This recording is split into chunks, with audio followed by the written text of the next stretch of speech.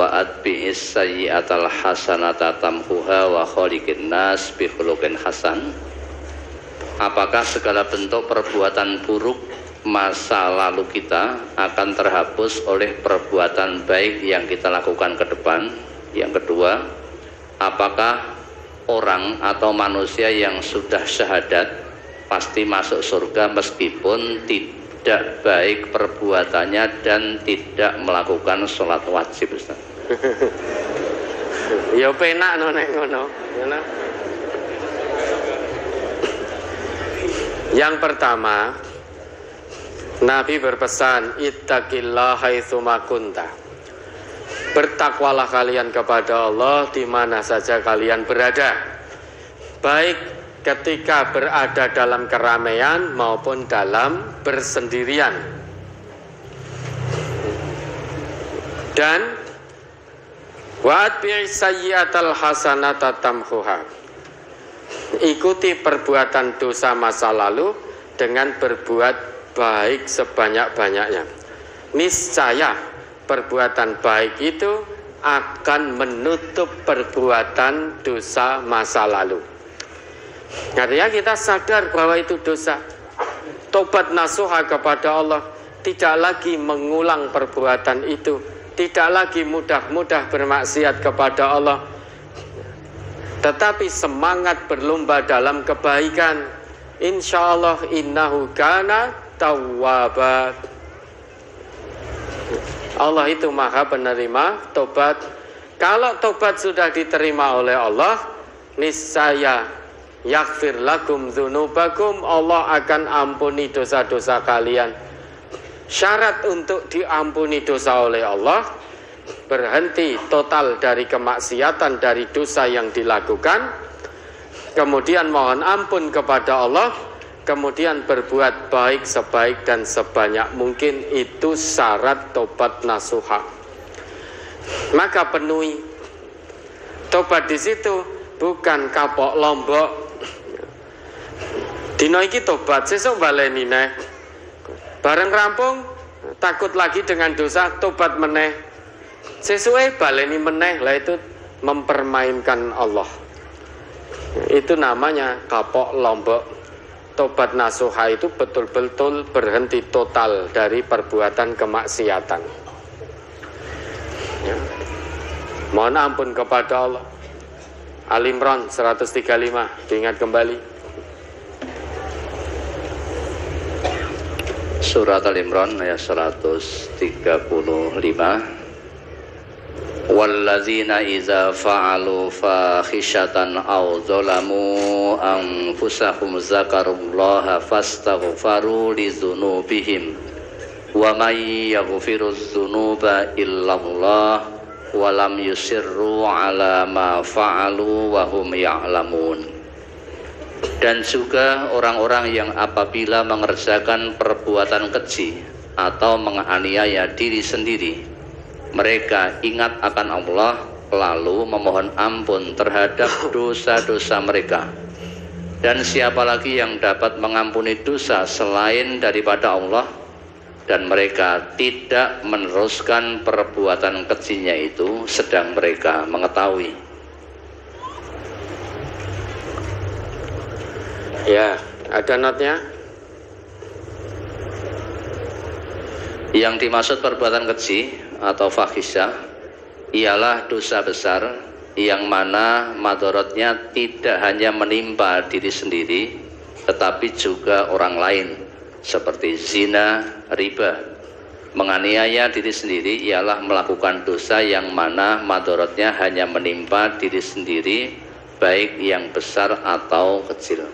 Nah, orang yang bertobat yang dosa-dosa masa lalu akan diampuni oleh Allah, itu orang yang berhenti total. Walam yusirru ala ma fa'alu wa hum ya'lamun. Dia berhenti total dari kemaksiatan. Padahal dia masih punya dan masih bisa untuk melakukan kemaksiatan itu lagi. Tapi karena sadar itu perbuatan maksiat, sehingga betul-betul berhenti total, tobat kepada Allah, meski kesempatan untuk bermaksiat masih terbuka lebar. Kesehatannya masih prima, hartanya masih cukup untuk bermaksiat. Namun demikian, dia tidak berbuat hal maksiat lagi karena dia tobat kepada Allah. Maka dengan demikian, insya Allah akan diampuni dosa-dosa masa lalunya. Kemudian, apakah orang yang hanya mengucap la ilaha illallah, kalimat tauhid, otomatis masuk surga meski dia tidak sholat 5 waktu? Lah kok penak men? Meski lesannya 1.000.000 kali mengucap la ilaha illallah, kalau dia tidak sholat, dia tetap orang kafir. Karena Nabi kita ngendika, bainar rajuli wa bainal kufri wasyirki tarkus sholah. Yang membedakan seseorang dengan kekafiran dan kemusyrikan itu dalam hal meninggalkan sholat. Al-ahdul ladhi bainana wa bainahum as-sholah, faman tarakaha faqad kafar. Perjanjian antara kita, yaitu antara umat Islam, kaum muslimin, dengan mereka yaitu orang-orang kafir, itu dalam hal sholat. Kita umat Nabi Muhammad, orang Islam, kita sholat. Mereka orang yang kafir pada Allah dan Rasulnya, mereka tidak sholat.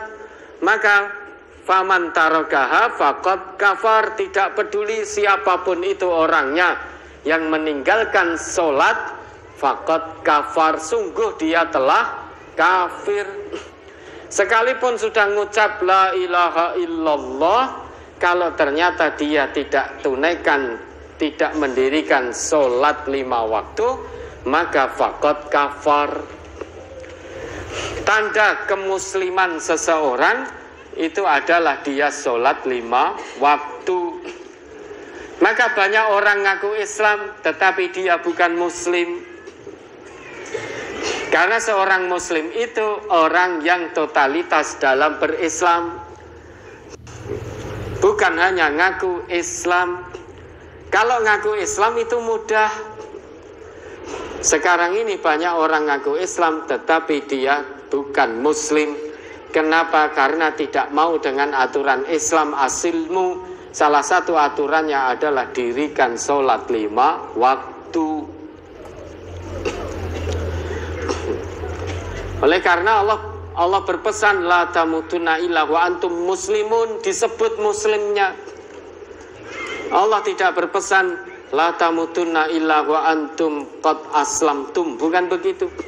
Tapi illa wa antum muslimun. Karena seorang muslim itu orang yang totalitas dalam pengakuan Islamnya. Itulah orang muslim. Orang muslim sudah pasti Islam. Orang Islam ngaku Islam belum tentu muslim. Banyak sekarang yang Islam KTP tok, ngaku Islam, tetapi ketika dengan aturan Islam asilmu dia tidak mau.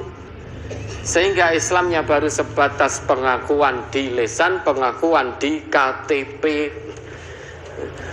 Sehingga belum muslim yang hakiki. Muslim yang hakon itu orang Islam yang berislam secara totalitas. Dan orang yang dijanjikan oleh Allah masuk surga, menurut Al-Baqarah 25 tadi, orang yang beriman dan beramal soleh. Bagaimana dia beramal soleh? Wong dia tidak sholat. Sedang sholat itu pembuktian keimanannya, hal yang paling prinsip bagi seseorang untuk membuktikan pengakuan Islamnya itu dalam hal sholat. Kalau sholatnya baik, insya Allah semuanya baik. Kenapa? Karena dia terhindar dari 2 macam kemaksiatan, yaitu fahsya dan mungkar. Bagaimana mungkin dia masuk surga sedangkan dia tinggalkan sholat? Sholat itu hal yang paling prinsip hubungan seorang hamba, seorang makhluk dengan Sang Khalik, dengan Allah. Bagaimana imannya dinilai oleh Allah? Wong dia tidak mau sholat, berarti imannya bermasalah. Kalau imannya bermasalah, peluang surganya tertutup meski dia sudah mengucap la ilaha illallah. Kalau surga itu hanya sebatas ucapan la ilaha illallah, maka Abu Thalib niscaya tidak akan menolak ajakan Rasulullah untuk mengucap la ilaha illallah. Kenapa Abu Thalib paman Rasulullah menolak? Karena beliau paham bahwa kalimat tauhid tidak hanya sebatas ucapan di lisan, ada konsekuensi-konsekuensi berikutnya di balik ucapan kalimat tauhid. Maka Abu Thalib ketika hendak meninggal, Nabi datang dan Nabi mengatakan, "Hai ammi, wahai pamanku tercinta, qul la ilaha illallah." Katakan, ucapkan kalimat la ilaha illallah, kalimatan uhajju laka biha indallah. Satu kalimat yang aku akan bersaksi, aku akan membelamu di hadapan Allah nanti. Ya, Abu Jahal ada di situ juga soalnya. Abu Jahal dan satu lagi ada di situ. Siapa itu satu lagi?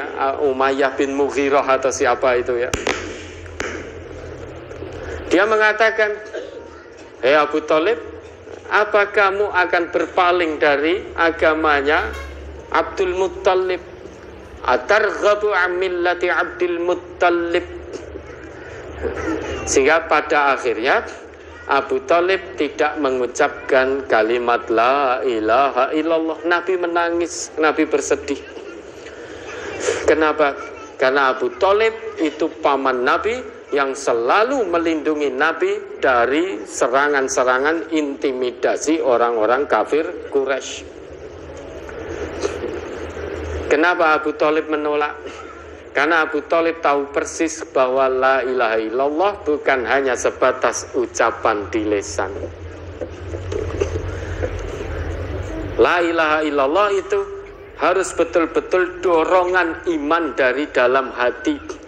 Kalau dalam hatinya penuh keimanan, maka lisannya akan mengucap la ilaha illallah. Dan dulu sudah pernah kita terangkan la ilaha illallah. La ilaha illallah itu ya, nafyun wa isbatun, penafikan dan penetapan. La ilaha itu nafyun, menafikan segala hal yang dipertuhankan. Jadi menafikan segala yang dianggap Tuhan selain Allah. Illallah itu isbat, penetapan. Jadi semua hal yang dipertuhankan itu dinafikan dulu. Kosongkan dari hati, kosongkan dari pikiran, bahwa semua hal ini bukan Tuhan, sehingga tidak selayaknya kita bersandar kepadanya. Baru sesudah itu datang isbat, illallah, penetapan. Tuhan yang hak untuk disembah itu hanya Allah. Lah sekarang Allah perintahkan pada kita untuk menyembah Allah dengan ikhlas, untuk menyembah Allah dengan cara mengikuti Rasulullah, kan begitu. Lah, sholat itu perintah Allah. Bagaimana mungkin seorang hamba bisa paripurna dalam penyembahan pengabdian kepada Allah kalau dia tidak sholat? Dia tidak sholat berarti sudah membangkang kepada perintah Allah. Seorang pembangkang tidak layak masuk surganya Allah. Siapa yang mengatakan? Allah sendiri yang ngendika. Allah itu tidak suka dengan pembangkang. Allah tidak akan beri petunjuk orang yang fasik, orang yang zalim, orang yang kafir, orang yang bangkang perintah Allah, durhaka kepada Allah. Allah tidak suka kepada mereka. maka tidak layak bagi mereka untuk masuk surganya Allah. Ya, ada lagi? Kaitannya dengan kapok Lombok tadi. Izin bertanya, saya seorang ibu, suami saya selingkuh dengan pembantu saya di rumah, padahal pembantu sudah saya anggap saudara sendiri dan dianya juga punya suami, dan ini sudah yang kedua kalinya. Dulu pernah cerai dan rujuk lagi, dan sekarang diulangi lagi. Bagaimana menurut Ustadz, bertahan demi keluarga apa berpisah, karena yang demikian tidak ada baiknya? Mohon nasihatnya. Kalau menurut Allah dirajam.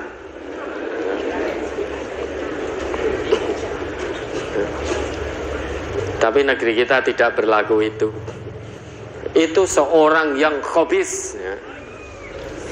Laki-laki yang keji, tidak pantas bagi wanita-wanita yang thayyibah. Kalau memang tidak mau tobat nasuha, maka yang terbaik menurut Allah dan Rasul pisah. Suami kewajiban amanahnya sebagai pemimpin rumah tangga, memimpin anak istrinya menuju keridhaan Allah. Lah kok malah zina berulang, pisan wae itu dilaknat, lah kok diulangi. Lah Allah saja sudah dikelabui terus, Allah saja berusaha untuk dia tipu, lah apalagi jenengan sebagai istri yang hanya punya dua mata. Wis di aku kapok tenan tresnoku mung marang sliramu. Iya mergo konangan. Engko ning burine baleni meneh. Kenapa itu bisa berulang terjadi? Karena dalam hati suami hanya bisikan hawa nafsu. Hidup suami dipimpin oleh hawa nafsu. Tidak ada perasaan merasa diawasi oleh Allah. Kalau sudah begitu, bagaimana mungkin seorang suami bisa membawa anak istrinya, memimpin anak istrinya menuju keridhaan ilahi? Lawang suaminya itu sing dadi koncone suami kuwi setan.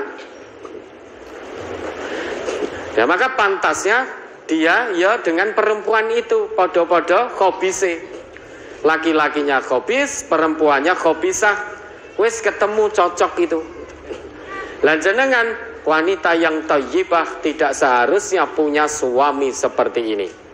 Maka jol ke kacang wae. Khulu gugat cerai. Kalau suami tidak mau bertobat nasuha kepada Allah, gugat cerai. Nanti katakan sejujurnya di pengadilan. Lah sebabnya apa? Suami saya zina. Suami saya selingkuh. Lalu nanti bagaimana dengan anak-anak? Anak-anak itu milik Allah, ibu-ibu, ya, bukan milik suami jenengan yang seperti itu. Kalau bapaknya tidak bisa membimbing anaknya menuju ridho ilahi, untuk apa jenengan pertahankan? Allah saja ditipu habis-habisan oleh suami. Allah saja terus didurhakai. Allah saja terus-menerus dikhianati. Lah bagaimana dengan anak istrinya yang hanya manusia biasa? Anak-anak jenengan itu milik Allah. Kalau suaminya kurang ajar seperti itu, durhaka pada Allah, untuk apa dipertahankan? Bagaimana rumah tangga panjenengan bisa sakinah, mawaddah, warahmah, sedang suaminya zina terus seperti itu? Dia pezina, bukan imam yang baik. Dia seorang pezina. In kunti kama kulti. Jika benar yang apa yang ibu sampaikan, suami ibu itu seorang pezina. Dia bukan imam yang baik. Bagaimana mungkin dia bisa memimpin rumah tangganya, anak istrinya mendidik anak istri menuju keridhaan ilahi. Tidak mungkin itu. Maka kalau tidak mau tobat nasuha, tinggal pilih. Pilih Allah atau pilih suami yang khobis itu. Jangan takutlah nanti anak-anak bagaimana ini. Anak-anak jenengan Allah yang jaga. Tidak ada ruginya. Kita jalankan kebenaran Allah dan Rasul, kebenaran petunjuk Allah dan Rasul, tidak ada kerugian sedikit pun yang akan menimpa kita. Nanti Allah yang jaga anak-anaknya. Allah akan kirimkan imam yang bertakwa kepada Allah. Sekarang ini kan kita akan ketakutan lah, mungkin naik pulau pisah lari-lari dos pundi ingah-ingih. As-Somad itu Allah, bukan suami yang pezina seperti itu.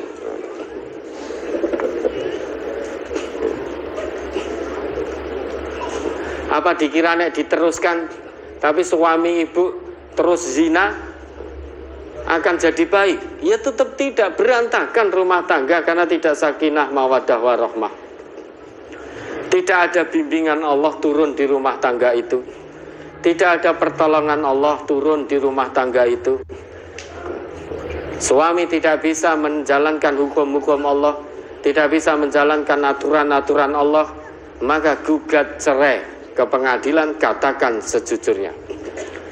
Lu MTA ngojok-ngojoki cerai.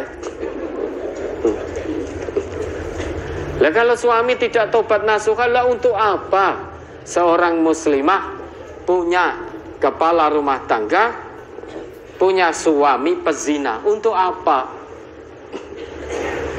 Nah itu lebih hina, lebih rendah daripada binatang kok. Suami punya akal, punya fitrah, bisa membedakan bahwa zina itu satu kebatilan, tapi kenapa dia lakukan? Padahal sudah punya pintu halal. Lah nek kewan ngono wajar asal tubruk. Karena kewan tidak punya akal, tidak punya fitrah, tidak punya mata hati kewan itu. Manusia punya mata hati, punya akal yang sehat. Lah kok kelakuannya seperti binatang? Maka kata Allah, orang seperti itu lebih hina, lebih rendah daripada binatang. Ulaika kal an'ami bal hum adall. Lah punya akal sehat, punya hati nurani, punya mata hati kok. Lah kok kelakuannya podo kewan. Maka dia lebih rendah daripada binatang. Kenapa? Karena kalau itu kewan wajar asal tubruk. Karena kewan itu adanya hanya nafsu. Pokoknya asal tubruk, ra peduli kuwi pasangane sapa, asal tubruk. Itu kewan. Tidak punya akal sehat, tidak punya mata hati. Maka asal tubruk itu kewan wajar. Lah menungso, lah kok melu-melu kelakuane kewan. Maka betul kata Allah, lebih hina, lebih rendah daripada binatang. Maka seorang muslimah tidak seharusnya punya suami yang lebih rendah daripada binatang. Jangan mau punya suami kewan. Loh ini menungso, iya, zahirnya menungso, tapi perbuatannya lebih hina daripada kelakuan binatang. Ya kalau tidak mau tobat, sudah, tidak ada cara lain. Pisah, sudah. Ya, ada lagi?